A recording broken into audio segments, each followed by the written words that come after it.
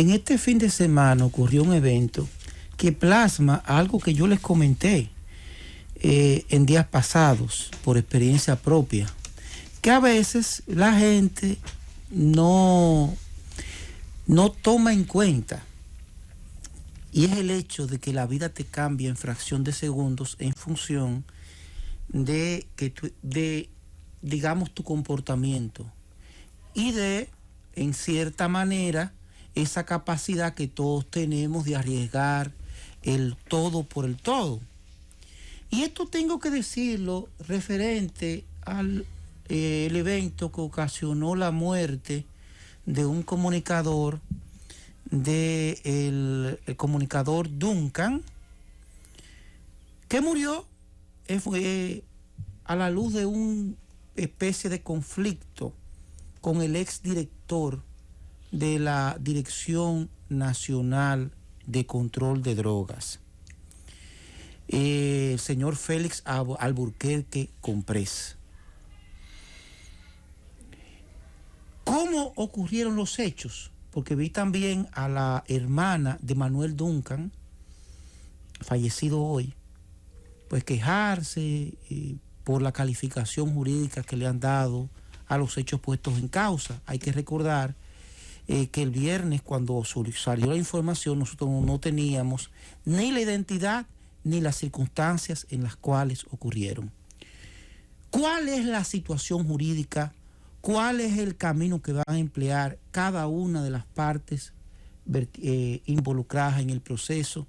¿Y cuál es el posible desenlace de un proceso que ha llamado la atención de parte importante de esta sociedad? Número uno, por los actores, muy especialmente porque está envuelto Félix Alburquerque Comprés, señalado también como una persona que en 1992 se vio involucrada en otro homicidio, y por un comunicador, el señor Manuel Duncan. Miren,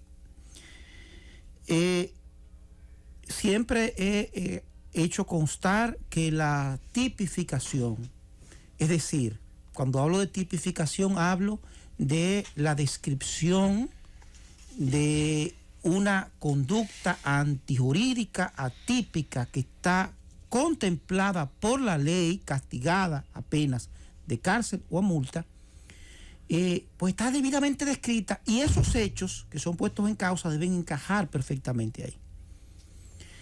Lo primero, fundamentalmente, vamos a partir de la presunción de que es asesinato. ¿Qué sucede con los hechos? Según todos los testigos, estamos hablando de una discusión que se generó a la luz de en principio, de una supuesta burla de Manuel Duncan, perdón, de Félix Alburquerque Comprés, que supuestamente emitió una risotada a eso de las 2 de la mañana en un hot dog, en un puesto de hot dog en la Rómulo Betancourt, esquina Núñez de Cáceres. Manuel Duncan pues se sintió aludido por esa risotada, entendió que había una especie de burla y actuó de manera airada, de manera agresiva. Se generó una discusión a trompadas. Estoy dando la versión que está transcrita en la teoría del caso primaria, provisional, externada en la medida de coerción depositada por el Ministerio Público. Hubo unas trompadas donde llevó la mayor parte el ex director, el ex militar retirado, ex general Félix Alburquerque, fue agredido a trompadas.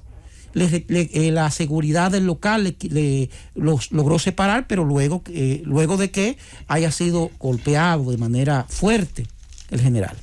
Perfecto. Lo separan, el general se monta en su vehículo, Alburquerque se retira del lugar, pero luego Félix Alburquerque retorna con una pistola disparando tanto al acompañante, según refiere la solicitud de medida de coerción, repito, al acompañante como a Manuel Duncan, quienes emprenden la huida. Félix Alburquerque se monta en su vehículo, les da persecución y ubica a Manuel Duncan detrás de una banca que queda más o menos a algunos 200 metros del lugar, algunos 100, 150 metros del lugar. Unos 50 metros del lugar.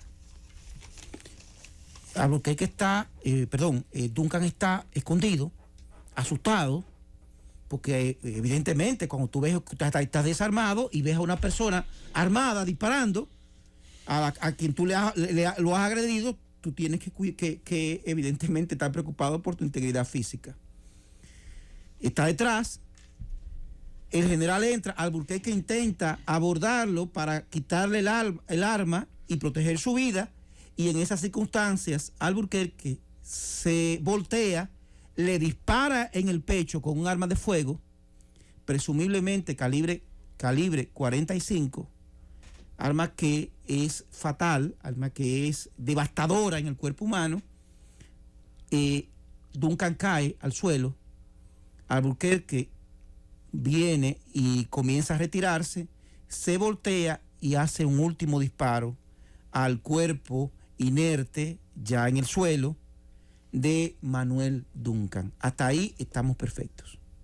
Según la teoría del caso del Ministerio Público, Félix Albuquerque salió del lugar, intentó ocultar las evidencias que pudieran relacionarlo al crimen, se deshizo del arma de fuego y reaccionó cuando ya había sido identificado por las autoridades policiales y las autoridades judiciales.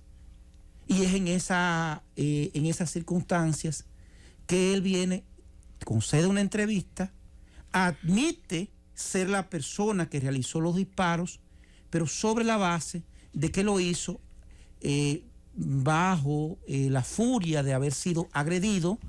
Según sus palabras textuales, él perdió la razón y lo mató.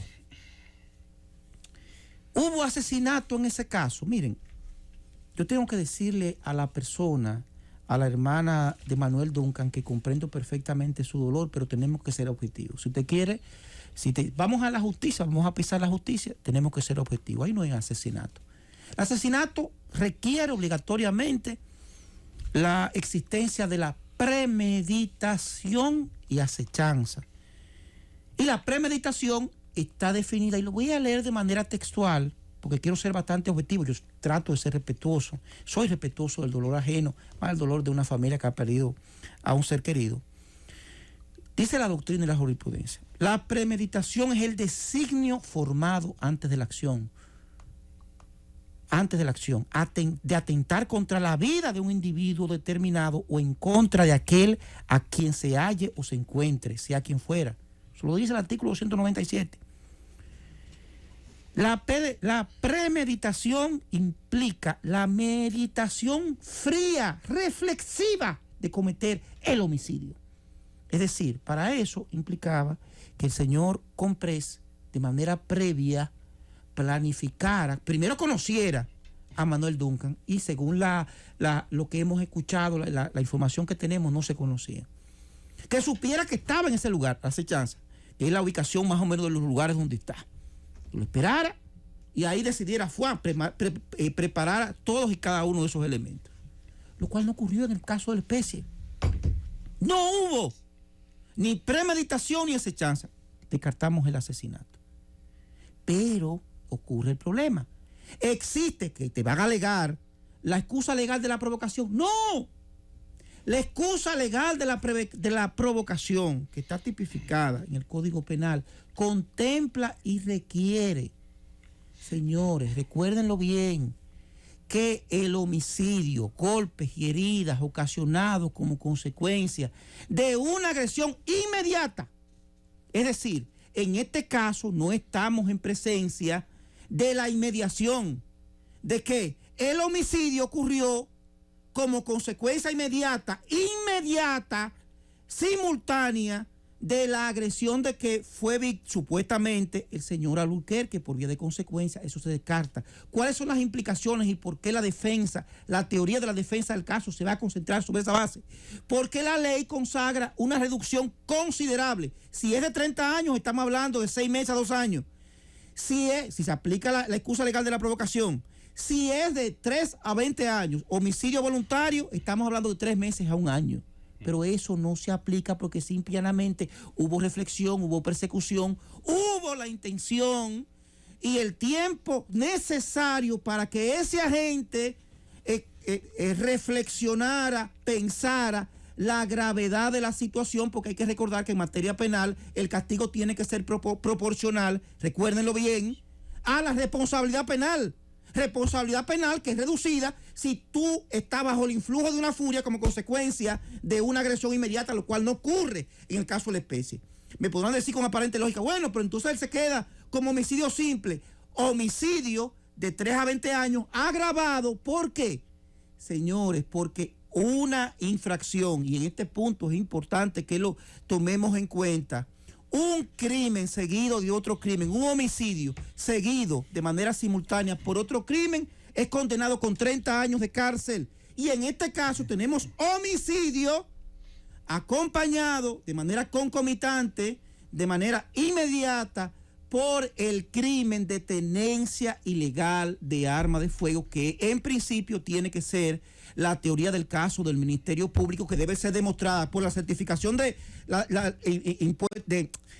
Ministerio de Interior y Policía, por la certificación de las autoridades correspondientes, y mucho cuidado con que le puedan fabricar un permiso realizado a la carrera de porte y tenencia legal de esa arma calibre 45 en favor de ese militar retirado, que lamentablemente por las circunstancias que han envuelto ese crimen, al parecer una persona que andaba con un arma ilegal para que no se registrara la identidad de a quién mataba y quién realizaba ese crimen y cómo se realizaba el disparo, pues es una persona que está acostumbrada a todo tipo de situaciones. Este es un caso que debe ser manejado de manera responsable por las autoridades del Ministerio Público, porque fue una persona que ese señor asesinó, persona, y me refiero al victimario, el señor Comprés, que al parecer estaba acostumbrado por su historial de 1992 a realizar ese tipo de actividad y salirse de manera impune de ese tipo de crímenes. Llévatelo, Sánchez.